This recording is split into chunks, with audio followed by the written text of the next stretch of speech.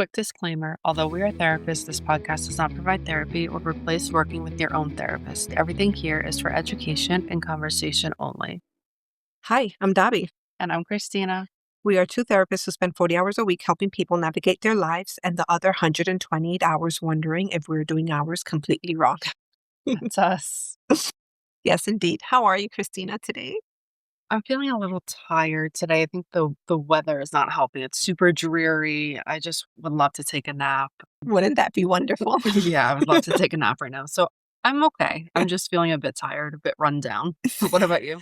Yeah, it's definitely the weather. Again, I find myself talking about the weather so much. I just can't wait for brighter days, Me too. for brighter, longer days, for the spring season to come. I miss it. But yeah, I can see why you feel the way that you do. Yeah. Spring is around the corner and it's going to be wonderful. It is. With that said, today we're going to follow up on everything that we've promised. So we'll be talking about imposter syndrome, how it started up and showed up in our lives. We'll talk a little more about our anxiety resumes, and I think we will talk about when our anxieties began to show up, right? Yes, we will. We're following up on everything that we said that we would. Cool. So how about we start with what imposter syndrome actually feels like for us? I think when I think about imposter syndrome, I feel like it gets simplified into, quote, lack of confidence, but I feel like it's way deeper than that. Absolutely. It's the fear of being found out. Like you slip through a crack somewhere and eventually someone is going to figure out that you're not the real deal. Yeah. And I think a lot of times it's almost like your success feels like luck. Like, oh, it's just good timing. I'm feeling lucky. Or like a mistake that someone just hasn't caught yet. Yeah. My husband doesn't like it when I call it this, but I use the phrase dumb luck. Dumb luck, but it also shows up as over preparing, overworking, overthinking, very simple interaction because you feel that you're not enough or you're not doing enough. Mhm. So, in my opinion, that's how it shows up. Yeah. Do you feel like it shows up in any specific examples that you can share? Oh, yeah, in so many different ways. Like feeling that I don't belong, the language, the cultural barrier, and just feeling out of place sometimes. And of course, it doesn't help my anxiety. Yeah. What about you? Yeah, I definitely agree with the feeling out of place. Sometimes I think in our field, again, we're helping people deal with their emotions. So sometimes I question myself, like, am I good enough to help people? Like, I can't even handle my own emotions. Why are people trusting me with theirs? So I definitely feel like I agree with everything you're saying. And also just anytime a client gives me positive feedback or anytime a client's like, oh, I want to work with Christina, I ask myself, like, why? Are you sure? Like, are you sure you want to work with me?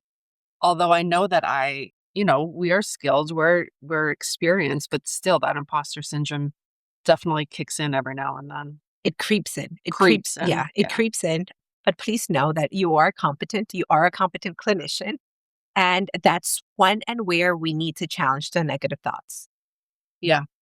Yeah. And I know that we spoke about that. That's actually something that I said that we were going to jump back into questioning those negative thoughts. And it can relate in session when we talk to our clients if they have intrusive thoughts. And I always encourage clients, it might sound silly, but I always ask them, if you were to share this negative thought in court, would you have enough evidence to support it? And most times it's no. Like, we have these negative thoughts, but there's no further evidence to show it. So you are correct. I need to practice what I preach, questioning the negative thoughts. There is no evidence to show that I am not competent because I am. Absolutely. Absolutely. Something else that I also like to do that I feel that it's very helpful is to reframe the thoughts. Hmm. To ask yourself, what is a way of thinking about it differently? How can we see this in a different lens? And as I mentioned last time, it's not necessarily toxic positivity. It's not about looking at things in a positive way, but just as you've mentioned, where is the evidence? What are the facts? And we stick to that. Yeah, I love that. Yeah. So with that, let's transition into when our anxiety started showing up. Yeah, so I think a lot of us don't realize how early anxiety shows up. I think it's not always starting with panic. Sometimes it just becomes our personality. I don't know about you, Dobby, but I feel like the term anxiety is a fairly new term. When I was growing up and I was little, maybe, yeah, I was a kid, so I didn't think about it. But I don't know, maybe people are more aware of anxiety. So as a kid, it probably wasn't my personality, but I didn't realize. That makes sense. That makes a lot of sense. I will say that from the 90s, yes, we are millennials, to now, great work has been done Mhm. in just more psycho ed in regards to mental health and taking away the stigma of mental health. So great work has been done, I would say, within the last decade or two. Yeah. And children are more self-aware. Yeah. Look at all these films that they're doing about emotions. The Disney ones. I don't Oh my remember the gosh, names of it. oh, yes, where all the different Yeah. characters are Uh, different feeling. yeah, with different feelings and different colors, but it's okay. We'll get back to that. I love that. Yeah, I love it too. Yes, you should look it up. But with that said, I do agree that anxiety starts to show up at a very young age, Mhm. and sometimes it becomes part of our personality. If you are seen as the responsible kid, the observant kid, the kid that won't make any trouble. And I relate to that a lot because growing up, I am the middle child, and my older sister, she was a troublemaker. Mm. And I did not want to overwhelm my parents. And therefore, at a very young age, I became self aware of my own behaviors.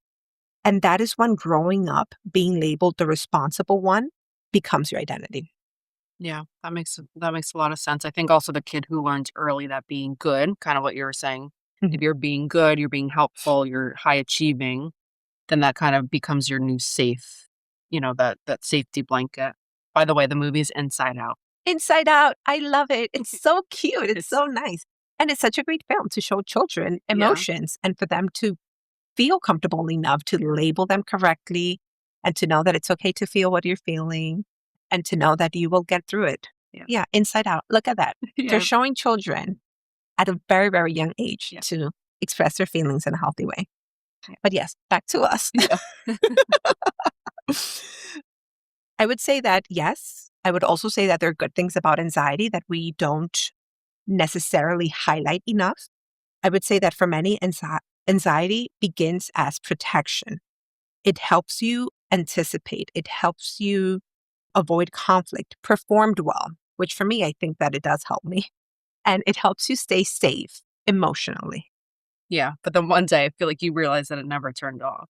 Yep. And that is when what used to be helpful becomes exhausting and interferes with your functionality. And that is when it becomes an issue. That's when it becomes a problem, when it starts interfering with your functionality. Yeah, so I feel like this is a good time to maybe show to share when it showed up for us in a negative way. I guess just when our anxiety really started to begin when we were aware of it. Yeah, we have mentioned snippets of it before, but this is the first time we're going to dive in. So go for it. All right. I feel my heart beating fast. Take a deep breath. So I feel like I think I mentioned this previously. I feel like my anxiety really came to an head after college. So a few different things were going on at that time. I feel as though after college, I was not forced, but this is what happens after college. Like I had to now think about what am I doing with my life compared to being in college for 4 years, just hanging out with my friends, living this life that I don't know. It was like I was living in an alternate universe. It was just a fun 4 years. And then I graduate college. And I'm like, wow, now I'm an adult. At the same time, I was having symptoms of anxiety.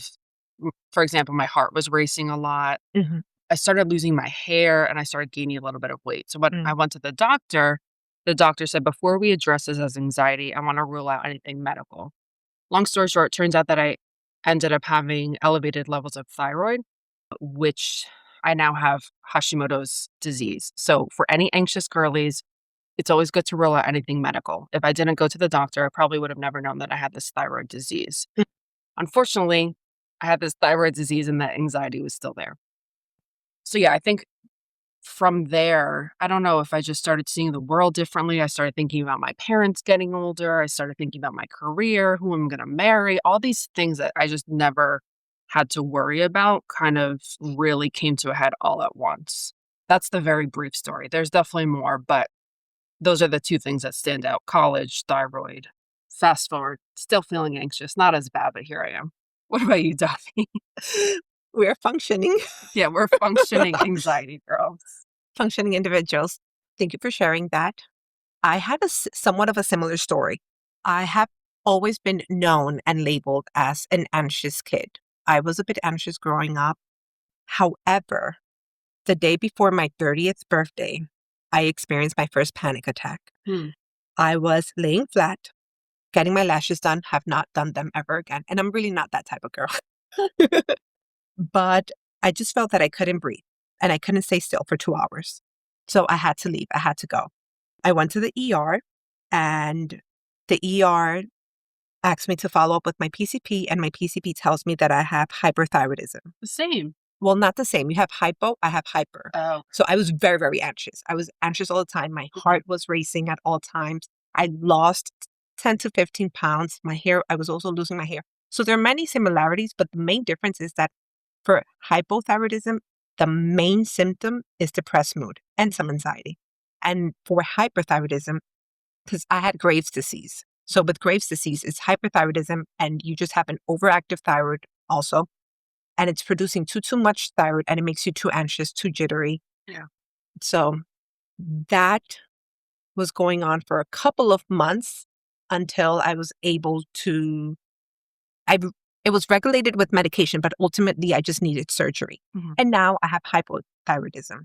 So still very anxious. And it could be, it is part of our personalities, but it also has a medical component. Yeah. And also it has a mental health component. Mhm. So, yeah. So ever since I had that experience, that is when my anxiety resume really expanded.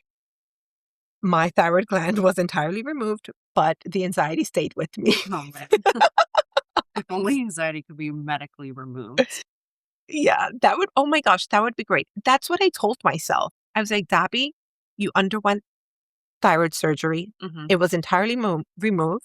So you can breathe now. You can breathe. But no, now I cannot go to the dentist because I feel that I can't breathe or stay still for too long. My facials are compromised.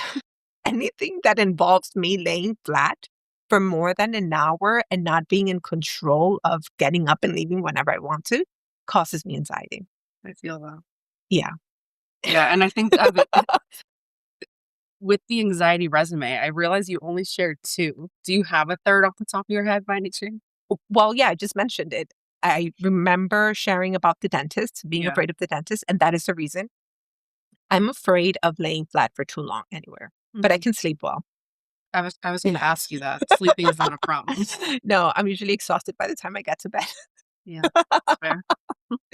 So there is the irrationality. And we just want to point out that we're being very honest here. We're self disclosing a lot, but we also want to, which I think that that's what we're going to talk about on our next episode, how being knowledgeable doesn't make you immune to anxiety. Right. Yeah, Because at the end of the day, yes, we are therapists, but before that, we are human. absolutely. We're human beings who feel very anxious. Yeah. Well, thank you for sharing your experience. It sounds like, having a panic attack is really uncomfortable. So I imagine that was really hard, but thank you for sharing that. Thank you. So, with that being said, how about we talk about the therapist's reality and kind of what you were just saying? Knowing doesn't equal immunity, right? There's so much pressure in helping professions to be, quote, emotionally together. That's not just with mental health, right? Even just anyone in the helping profession. This pressure of just being okay, showing up to work, being fine, going home, having a family, and then just doing it all over again. Tell me about it. And the truth is that you can be great, you can be incredible at helping others and still struggle with your own thoughts. And that's what makes you human. Yeah. Yeah, I think helping others uses different brain systems than surviving your own emotions. So we always joke about like, the therapist confessions, what we tell our clients. Why can't we follow it ourselves? Yes, you can be insightful and still be overwhelmed. Hmm. Being self aware does not equal immunity. And that is a fact. That is a fact. Yeah. Yeah. I wonder if we talk about what actually helps. Yep. And that's what we're going to get into. Number one is we want to normalize it. We are humans. We do not need to argue. If we were to circle back to imposter syndrome, we don't need to argue with the intrusive thoughts. We don't need to argue with the negative self talk. We don't need to argue with the imposter thoughts. You can just notice them Feelings are just feelings. They're not facts. And as I always mention, two things can be true at the same time. You can feel self-doubt and you can still be competent. You can feel both at the same time. We are competent and we doubt ourselves sometimes as well. Yeah. I love that. I love the two things can be true because that applies to so many different things. And if we can separate our anxiety voice from our self voice, I think that's when our self trust builds slowly, right? And through showing up imperfectly, we are helping ourselves focus on our self voice and separating what might be an anxious thought. Mhm. Yes. And maybe anxiety started as protection, what we were sharing before, right? It started as protection from a young age. And confidence isn't the absence of doubt. I agree with you 100%. I would also say that many say that imposter syndrome shows up because you care deeply.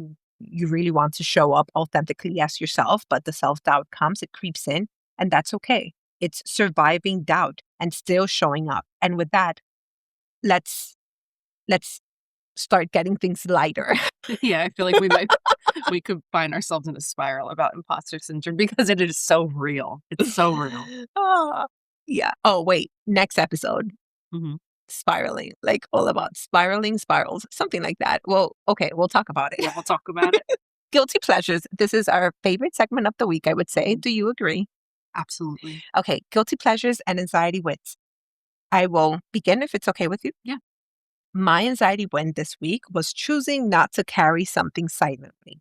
Mm, I spoke up and addressed it instead of internalizing it, and I feel proud because usually I would just keep it in. that's awesome. Thank you so much. I'm happy for you. I am happy for me too.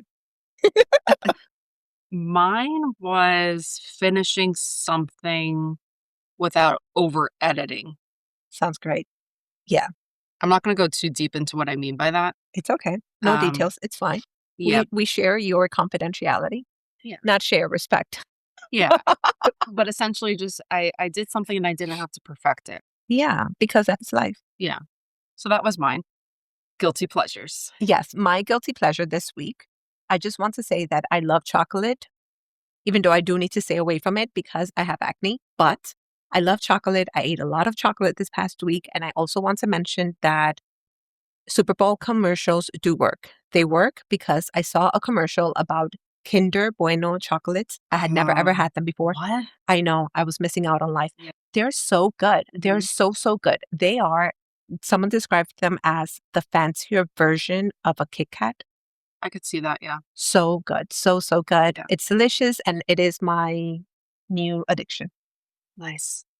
That's What nice. is yours, Christina? Sorry, I was just remembering because I used to have those when I was studying abroad, and that just brought Oh, yes, yeah. because they're Italian. Yes, that brought me back to a nostalgic moment of college when my Oh. anxiety was not really present. My guilty pleasure, I know I talk about Tell Me Lies a lot, I'm sorry, but my guilty pleasure was eating popcorn and coffee ice cream as I watched the Tell Me Lies finale. And Dobby and whoever else has not watched the show, you need to watch Tell Me Lies. There's nothing I'm not gonna share too much about the finale, but No spoilers. no spoilers, but a lot like, yes, again, the show is so toxic, but it really does teach us a lot about mental health and how it can formulate and how people might not be aware of what they're feeling is actually a cry for help. So, let me tell you, Mm. it was amazing. Yeah, I'm speechless with the finale. I am sold, and I just want to say that that sounds like the perfect combo. Perfect combo. You can shut your brain off, but you have to tune in. It's just it's so fun. It's so fun to watch. Anyway, Yes, let's start wrapping it up. yeah. Final words. Yeah, so if you feel like you're faking your way through life sometimes, You are not alone. You're not alone. You're allowed to be growing up, to be qualified all at the same time. yeah, and I think we should consider paying more attention to a moment you dismiss your own success and challenge it. Yeah, going back to those intrusive thoughts, let's challenge those thoughts in which we dismiss our own success. Mhm. And again, you don't have to be fearless to be capable. You don't have to be certain to be good at what you do. You know what I just realized, Abby? Homework. Yeah, Your homework. I just wanted to ask. I just wanted to to touch base. Did you do anything? Did you do nothing? Yes, that is something that I'm actively working on, but I did take my moments of nothingness, Nice. especially when feeling too overwhelmed. I Mhm, just know that I need to take a break, take a deep breath. mhm. As you've mentioned last time, stare at the wall.